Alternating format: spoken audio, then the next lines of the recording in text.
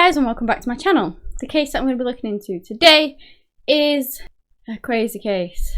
It is the case of Sarah Boone and her boyfriend and what happened to him.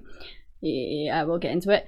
It was actually suggested by my mother, so thank you, Mom. I appreciate all the support and everything you do for me, as always.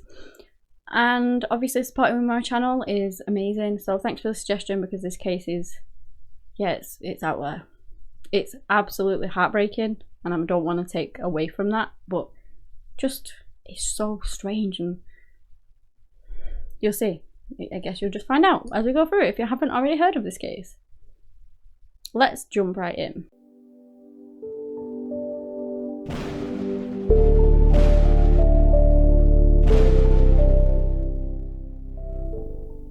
So we're going back a couple of years, which is 2020.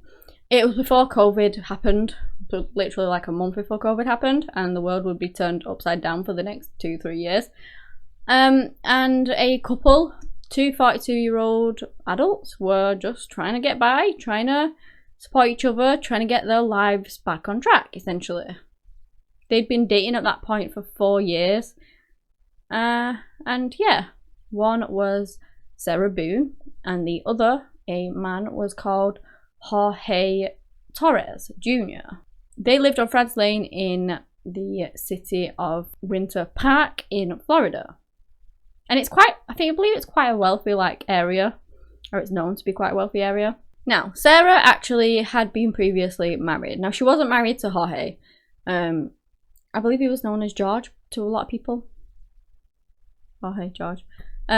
So anyway, she wasn't actually married to him. They were just sort of boyfriend and girlfriend dating. But she did have a previous marriage with a man called Brian, I believe, and they had a son together, which she shared custody of. He was called Lucas, and he was 9 years old at that time. Jorge was a father of 3. He was also divorced, and he was from the Philadelphia area. He worked at a local Ace hardware store, and he, let's just say, had a very troubled past behind him. And even his and Sarah's relationship was very troubled too. They had a lot of sort of domestic violence, domestic abuse, and it was on both parts as well, I believe. Mainly him, I believe he got arrested 3 or 4 times just in that 4-year, span, and, it just wasn't a great relationship. But it was said that basically when he would get drunk and stuff, that's when he would obviously flip his lid and get really mad and stuff. But also Sarah had a background of some abuse too, I believe. So it was not just one-sided. Not that it's justifiable on his count just because she was doing it too. I'm not saying that at all. None of it was. But I believe it was very much sort of both. Maybe more on his part, but she also gave it too. And I don't think I'm incorrect on that, but if I am, I'm really sorry about that. But I'm sure I read it somewhere that she had a history of it too. Sarah really tried to help him. She said that it was very abused and stress related, like I've already said, and that she would often try and do things to sort of alleviate that, or to try and get him to not drink, put him in situations, distract him, things like that essentially, and that she was always trying to get him on the right track. Sarah said that she never suffered with anything like that herself. No, stress. She wasn't overly involved in alcohol, didn't get drunk all the time, so she claimed. And that no matter what Sarah sort of set her mind to, she managed to do it each and every time. So that's what she set her mind on now, helping Jorge. Now we're jumping to the 23rd of February 2020. And the couple are just having a nice afternoon. They're having a little bottle of Chardonnay. They're out spending the day together. They're playing games, doing puzzles. I believe that it was a jigsaw puzzle. And again, it was to try and distract him from sort of drinking too much. They were doing this together. They were having a fun afternoon. And then things took a turn. And it was very weird because they decided, bearing in mind, they're adults. And don't get me wrong, adults can do what they want. They can play whatever games they want. It's a bit obscure for an adult of 42 years to pick hide and seek. Just my opinion. It's not personally a game that I would like to play with another adult, but there you go. So they decided that they was going to play hide and seek, right? Also, you guys know the rules of hide and seek, yeah? Someone closes their eyes, the other person hides, and then they go find them because they didn't know where they were hiding. Well, on this occasion, you know, they made up their own rules, I guess, because Sarah thought it would be a good idea and funny, hilariously funny, if Jorge was to hide in a suitcase. So that just makes no sense for straight away, because you're not playing hide and seek if you know where the person's hiding. I'm sorry, but you're just not. So yeah. So she helped him he agreed, apparently. He gets in the suitcase, right? And she zips him up. Now the zip was actually busted. So she had to use a paper clip to zip it up, right? So Jorge's zipped into the suitcase. You know, they're playing hide and seek, even though she knows exactly where he is. Okay then. And then Sarah goes up to bed and she's basically waiting for him to come up, you know, just waiting for him to get up there. And then she falls asleep. And then the very next morning she wakes up. I believe she actually went to bed at like 11, half 11 or something like that at night, and then fell asleep. And then she wakes up at like half 11 in the morning, thinks that Jorge's just downstairs, you know, whatever, having a brew. Don't think much of it. Realizes after an hour that, you know, there's no noises coming from down there. There's nothing. So she heads on down there after a marathon sleep of like 11 hours, bearing in mind, and then spend another hour of it upstairs in bed. She goes downstairs and she can't find Jorge anywhere, and realizes that he is still in that suitcase that she left him in the night before. He didn't get out. Like, I don't know what was going through her mind, whether she expected him to be able to get out or not. Who knows? But he didn't.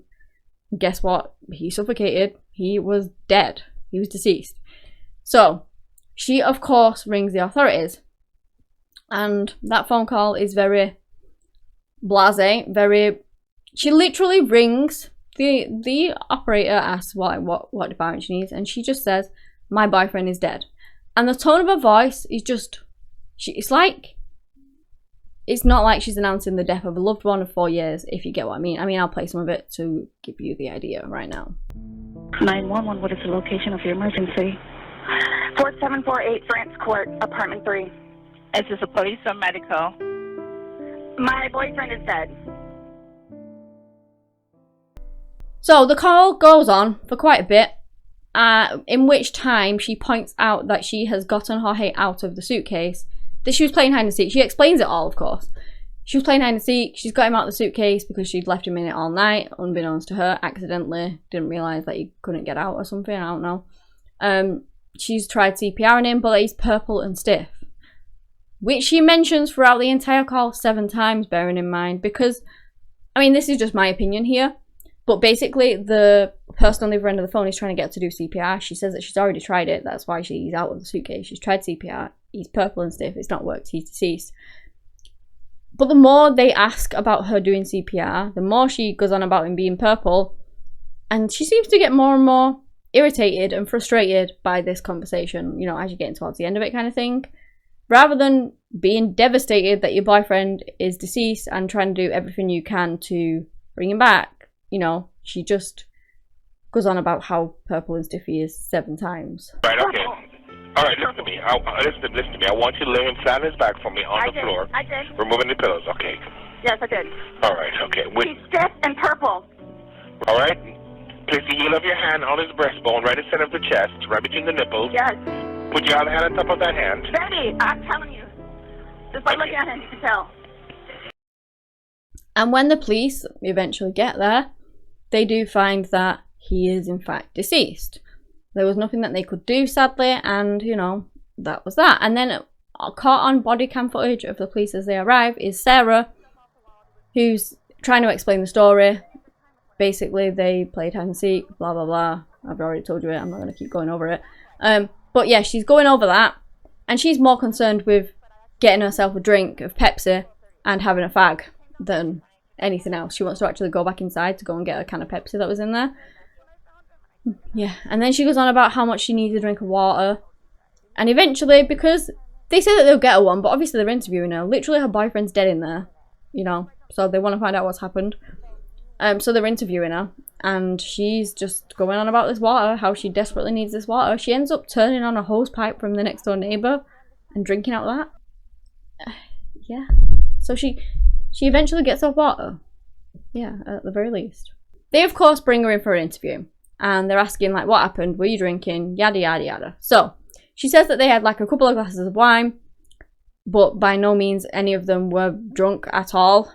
It was basically, she kind of made herself out like she never ever got drunk. She didn't like how it made her feel out of control of herself. So drinking to the point where you are drunk or sort of anything further than that is definite no-no for Sarah, okay? She likes to have her wits about her. She likes to know what's going on. Bear that in mind. Please do. Because, yeah, that is literally what she said to them in the interview. Reporting, like, that you were not drunk, he was not drunk, you guys were having a good time. I can't get drunk. Number one, I do not want to get drunk. I don't like being non-complimentous, having my wits about myself. I don't like feeling out of control. So, I'm just saying, you're making it sound like he's a raging alcoholic today, and yesterday I was kind of asking you those questions, and you're like a little defensive, like, no, we're not alcoholics.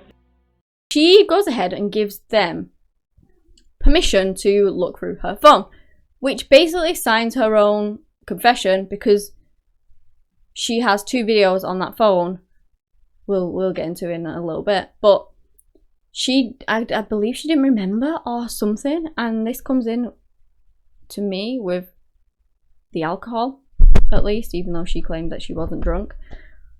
Yeah, so they find these videos, right, and they watch them. One of the videos is these videos, let me just warn you straight away, they don't really show anything gory, graphic, anything like that, but just, you basically see Jorge in the suitcase. She records him in the suitcase, right, and you can see it moving around and him calling her saying that you can't breathe, and it's really upsetting to watch, just because you know that man is in there struggling to breathe, and she's literally video recording him and laughing about it, and it is heartbreaking. So I'm just warning you now, I will put the footage in because it doesn't really show anything in the sense of gore or anything like that, but it's just heartbreaking to watch, knowing what happened and knowing that he didn't make it, and it's devastating. So yeah, I just want to warn you now about that. But basically, you do see him in the suitcase. He's calling out her name, he's saying that he can't breathe. She is just like laughing and stuff. I'll put the footage in now. For everything you've done to me. Sarah. For everything you've done to me. Sarah. Fuck you. Sarah. Fuck you. Sarah. Stupid. Sarah.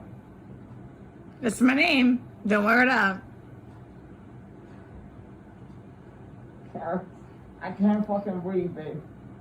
Seriously. Yeah, that's when you do when you choke me. Sarah. Sarah.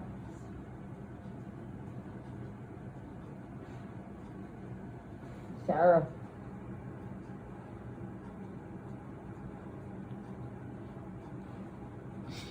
Sarah, I can't breathe, babe. That's on you. Sarah, I can't breathe. It's on you. Sarah.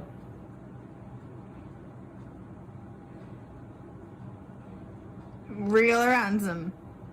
Might want to get video for it extra. Because I got this. Sarah. Real ransom. Sarah.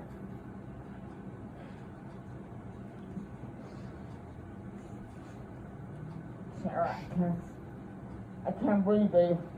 Oh. That's what I Sarah. feel like when you ching on me. Sarah. I Fuck can't you. fucking breathe, Sarah.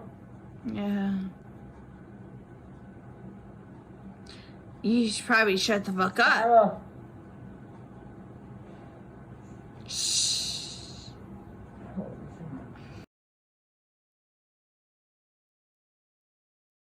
I believe the first one was about 11 minutes long, something like that, and you can hear her laughing in it. He's saying he can't breathe, like, please let me out.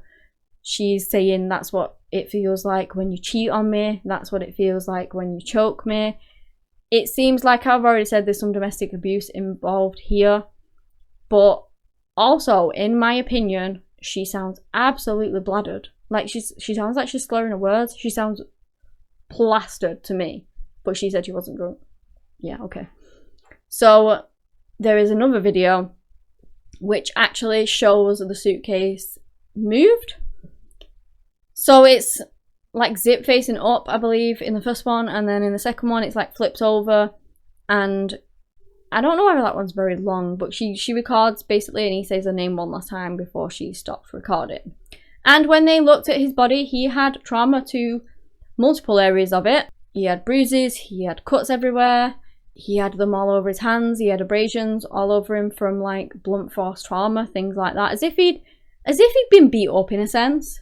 But she claimed that she never touched him, she didn't know where those actually came from, and that might actually be true in the sense that neighbours actually heard this loud noise as if it sounded like somebody was falling down the stairs. So now it is thought, but not confirmed, that maybe she actually convinced him to get in the suitcase upstairs, maybe under the pretense of playing hide and seek. I don't know how she did it, but she did.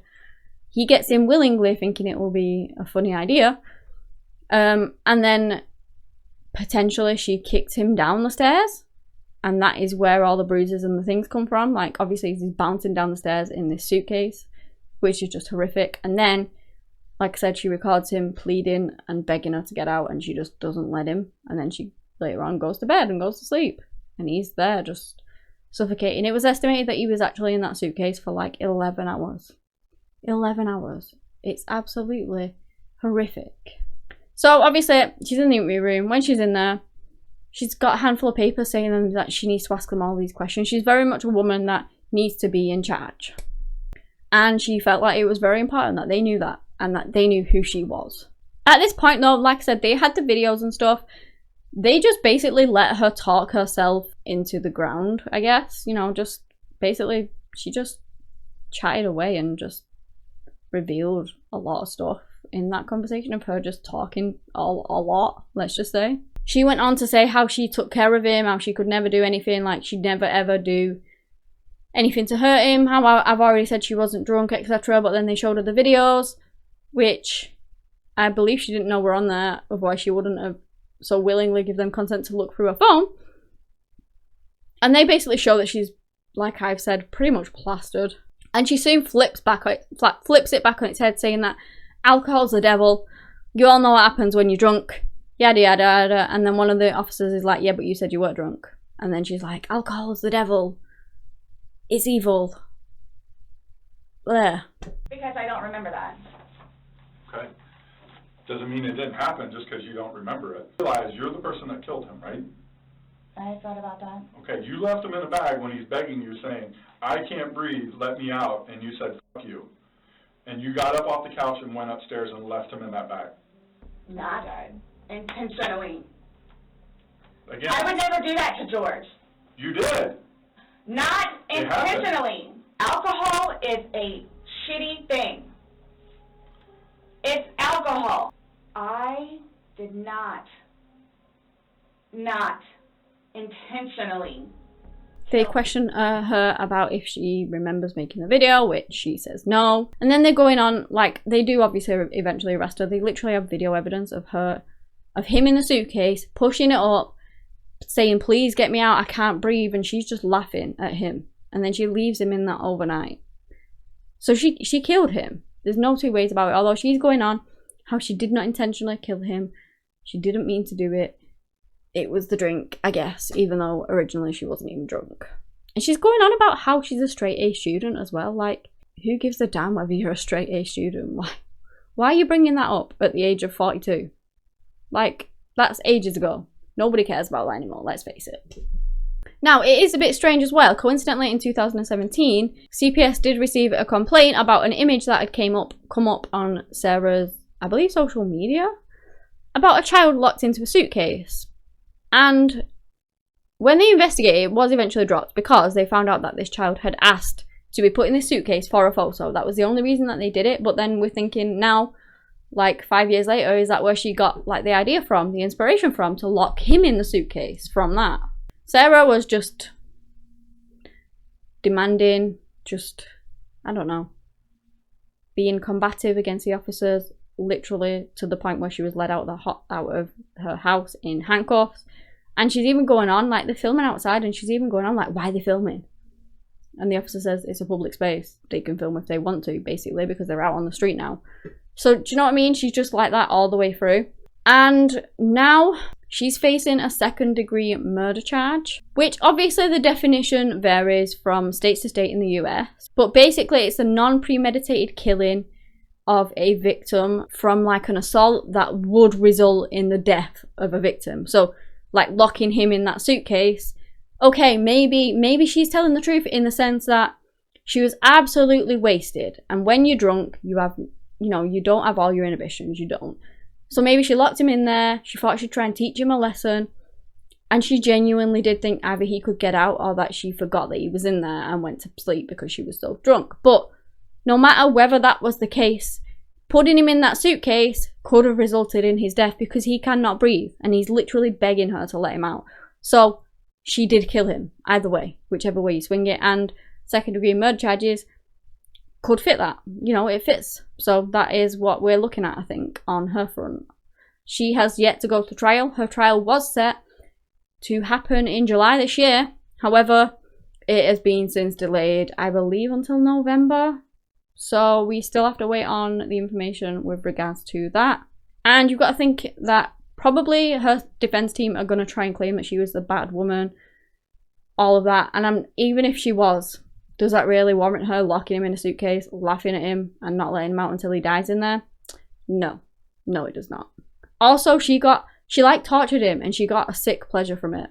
So I'm sorry, but no, you just leave. If your spouse, and I know it's hard, I'm not saying, I say that and it makes it sound dead easy, and it's not, and I know it's not, but murder is never the answer.